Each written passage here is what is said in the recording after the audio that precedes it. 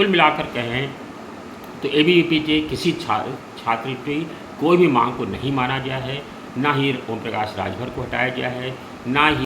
नमस्कार, मैं हूँ राजेश श्रीवास्तव। पिछले लंबे समय से आप देख रहे हैं कि लगभग 10 दिनों से एबीवीपी के एक प्रदर्शन को लेकर के प्रदेश में सियासत बहुत गर्म है और बहुत तेज़ी से इस पर चर्चाएं चल रही हैं। पहले मैं आपको प्रकरण बताता हूं जिसको लेकर के ये मामला शुरू हुआ था। दरअसल रामस्वरूप यूनिवर्सिटी जो बाराबंकी में स्थित है, वहां पर विधि के एक कोर्स को लेकर के कॉलेज के छात्रों में और प्रशासन के बीच में एक बहस छिड़ी और उस बहस के दौरान वहाँ के छात्रों ने एबीवीपी अखिल भारतीय विद्यार्थी परिषद, जो भारतीय जनता पार्टी का अनुषांगिक संगठन है, उसको अपनी मदद के लिए बुलाया। और जब वो लोग वहाँ पहुँचे तो वहाँ पर प्रशासन से के लोगों से वहाँ उनकी बहस होने लगी। रजिस्ट्रार के साथ वो बातचीत कर रहे थे और मांग कर रहे थे कि वहाँ पर विश्वविद्यालय के कुलपति को बुलाया जाए, लेकिन कुलपति जब वहाँ पर बातचीत करने के लिए नहीं आए तो इस दौरान एबीवीपी के छात्रों में और प्रशासन के बीच में गर्मा गर्मी होने लगी। और इसी दौरान कुछ लोगों ने एक कमरे को बंद कर दिया, जिसमें से कुछ छात्र बंद हो गए और उसके बाद वहाँ के लोगों ने कुछ अभिभावकों को बुलाया और अभिभावकों के आने के बाद और वहाँ के स्थानीय लोगों के आने के बाद उन लोगों में और एबीवीपी के छात्रों के बीच में थोड़ा सा विवाद बढ़ गया। इस विवाद के बाद पुलिस प्रशासन को बुलाया गया और पुलिस ने वहाँ पर जो स्थानीय चौकी है वहाँ पर उन लोगों ने आकर के एबीवीपी के छात्रों के साथ जमकर अभद्रता की। बहुत बुरी तरह से उनको मारा पीटा, इतनी बुरी तरह से मारा कि शायद एबीवीपी के छात्रों ने कभी कल्पना नहीं की होगी कि उनकी अपनी ही सरकार के दौरान इस तरह का व्यवहार एबीवीपी के छात्रों के साथ किया जाएगा। एबीवीपी के छात्रों के साथ जब ये दुर्व्यवहार हुआ तो उस दौरान वहाँ पर एबीवीपी के छात्रों की संख्या कम थी, इसलिए प्रशासन ने उन पर पुरजोर तरीके से लाठियों से हमला किया और बुरी तरह से मारा। घायल छात्रों को अस्पताल में भर्ती कराया गया। बस यही वो प्रकरण था जिसकी पूरी जानकारी मैंने आपको दी। यहीं से विवाद खड़ा हो गया। जैसे ही वहाँ पर विवाद हुआ उसके बाद एबीवीपी के छात्रों ने एक ट्वीट एबीवीपी की तरफ से एक ट्वीट किया गया, जिसमें कहा गया कि यह जो लाठीचार्ज किया गया है उस पर उन्होंने सीधा सीधा जो ट्वीट सचिव गृह संजय प्रसाद जी का नाम लिया उन्होंने और कहा कि उनके आदेश पर ही इस लाठीचार्ज को कराया गया था। इस लाठीचार्ज के बाद सियासत बहुत तेज़ी से गर्मा गई और कई लोगों ने सोशल मीडिया पर अपर मुख्य सचिव गृह और उनको जो मुख्यमंत्री का भी काम देख रहे हैं और सूचना का भी काम देख रहे हैं, उनको हटाने की मांग तेज़ी से बढ़ने लग गई। हालांकि इसके कुछ ही देर बाद समय जैसे बीता वैसे ही जो है इस ट्वीट को डिलीट कराया गया। अब ये ट्वीट उन्होंने खुद डिलीट किया या फिर ये ट्वीट डिलीट कराया गया, यह भी इन दिनों बेहद चर्चा का विषय बनी हुई है। इसके बाद एबीवीपी के छात्रों के बीच में और प्रशासन के बीच में लगातार जंग बढ़ती रही और इस लड़ाई में कूद गए एनएसयूआई यानी कांग्रेस का राष्ट्रीय फ्रंटल संगठन, जो national student union of India यानी भारतीय राष्ट्रीय छात्र संगठन और समाजवादी पार्टी का छात्र संगठन जो है वो भी इसमें, समाजवादी युवजन छात्र सभा वो भी इसमें कूद गई।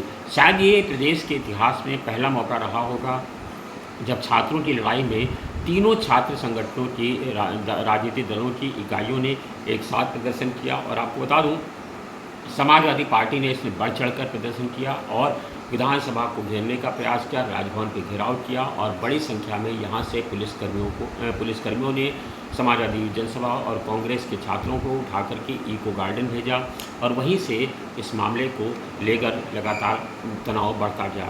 इसी बीच इस मामले में प्रदेश सरकार के मंत्री ओम प्रकाश राजभर, जो ग्राम्य विकास देख रहे हैं, वो पंचायती राज मंत्री हैं, उनको भी इसमें पंचायती राज मंत्री को इसमें कूद गए और उन्होंने कहा कि एबीवीपी के छात्र नहीं, वो गुंडे हैं। इसके बाद मामला गर्मा गया।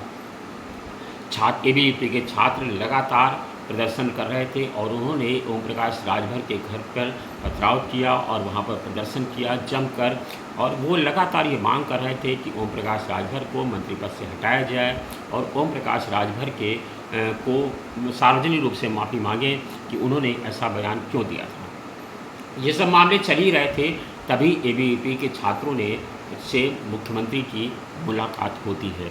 मुलाकात के पहले ही मामले को ठंडा करने के लिए पुलिस प्रशासन के जो जिम्मेदार लोग थे उन 5 लोगों को, कुछ लोगों को हटा दिया गया, कुछ लोगों का तबादला कर दिया गया और कुछ लोगों को निलंबित कर दिया गया। जबकि पुलिस की शैली में अगर ये कहें तो किसी का निलंबन या किसी की हटाना ये एक तरह से कोई सज़ा नहीं है, ये फौरी तौर पर कार्रवाई मानी जाती है ताकि पुलिस के महकमे का जो आक्रोश है उसे ठंडा किया जा सके। लेकिन एबीवीपी जिन मांगों को लेकर के प्रदर्शन कर रहा था उन मांगों पर अभी तक कोई कार्रवाई नहीं हुई।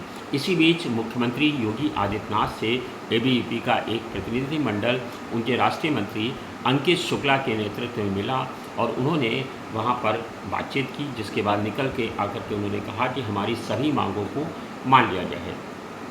यहीं से एक ट्वीट शुरू होता है जो मैं आपको बताता हूं कि एबीवीपी के छात्रों ने मुख्यमंत्री से मिल करके जो मांगे की थी या उसके पहले जो एबीवीपी मांग कर रहा था, दरअसल उन मांगों पर इतना सब कुछ होने के बावजूद आज तक कोई कार्रवाई नहीं हुई है और उनके किसी भी काम को नहीं माना गया है। एबीवीपी की मैं आपको बताता हूँ मांगे क्या हैं। एबीवीपी ने पहली मांग रखी थी कि ओम प्रकाश राजभर सार्वजनिक रूप से माफ़ी मांगे, लेकिन एबीवीपी की वह मांग नहीं मानी गई। ओम प्रकाश राजभर आज ही मंत्रिमंडल में बने हुए हैं, लेकिन उन्होंने सार्वजनिक तौर पर एबीवीपी को गुंडा कहने की कोई मांग नहीं मानी। दूसरी मांग एबीवीपी ने रखी थी कि जो अपर मुख्य सचिव गृह हैं उन्हें हटाया जाए, उनके आदेश पर लाठीचार्ज किया गया है, वो ट्वीट डिलीट कर दिया जाए, उस पर भी कोई कार्रवाई नहीं हुई और आज तक वो अपने पद पर बने हुए हैं। हालांकि अब उनको हटाने की मांग खत्म कर दी गई। तीसरी मांग एबीवीपी ने रखी थी कि रामस्वरूप यूनिवर्सिटी का जो विधि का पाठ्यक्रम है, जो गैर मान्यता प्राप्त तरीके से चल रहा है, जिसकी मान्यता नहीं है, इससे छात्रों का शोषण हो रहा है, आपको बता दूं उस पर भी नाटकीय अंदाज से पटाक्षेप कर लिया गया। दिलचस्प होगा आप ये जान लें कि जिस दिन ये लाठीचार्ज होता है उसके 2 दिन बाद उसी यूनिवर्सिटी को विधि की मान्यता प्रदान कर दी जाती है। ये खेल ये भी किया गया है।